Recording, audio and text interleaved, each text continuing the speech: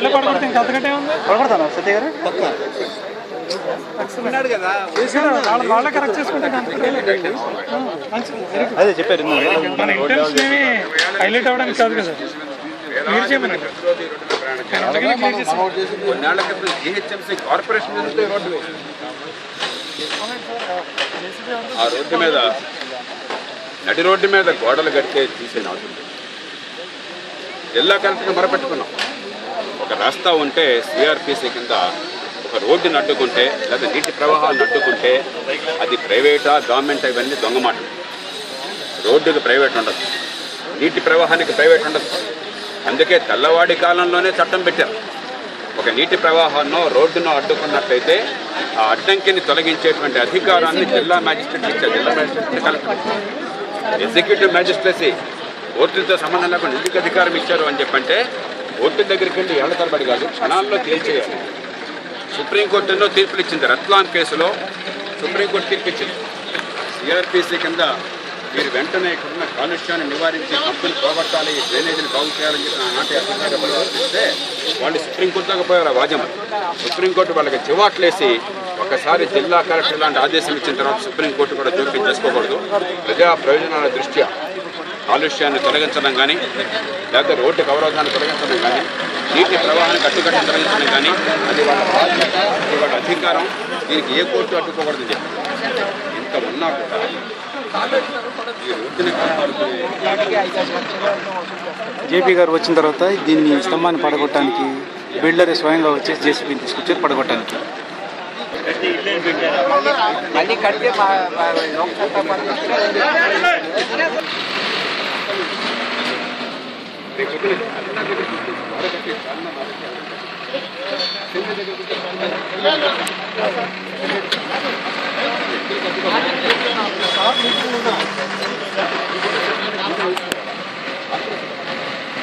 అత్యున్నత స్థాయి అధికారులు చెప్పమంతా ఎప్పుడు కూడా తెలుగునాట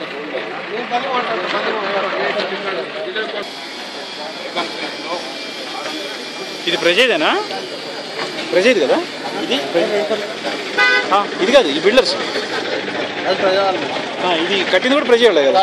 మరి ఎవరు వేరే వాళ్ళు అన్నారు మరి ప్రజే వాళ్ళ కాకపోతే ఇంక దేనికి మరి ఇది రోడ్డుగా ఇంతేరే సరిపోవట్లేదని కడతా ఉంటున్నారు.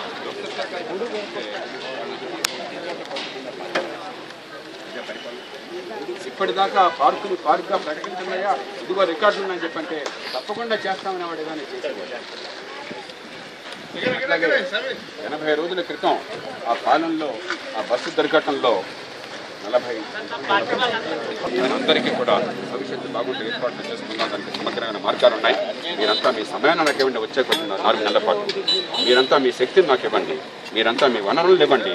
ఎందుకు ఈ తెలుగు ప్రజల భవిష్యత్తు బాగుపడతాం మనం చూద్దాం, ఛాలెంజ్గా చేసుకుందాం, ఈ దేశానికి మార్గాన్ని నుంచి పెడదామని నేను విజ్ఞప్తి చేస్తూ జై లోక్ సత్తా,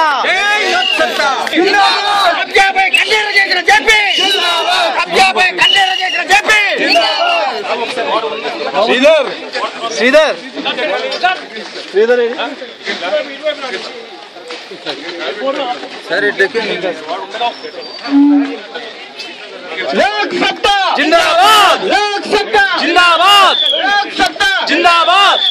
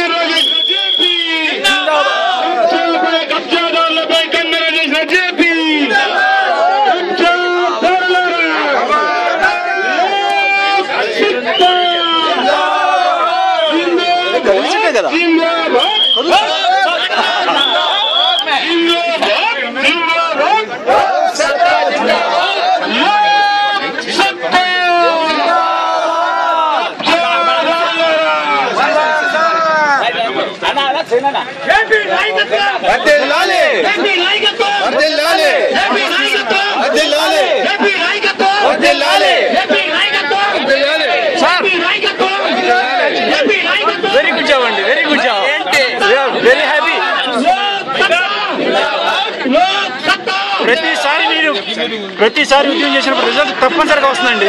లాట్ ఆఫ్ ఇట్.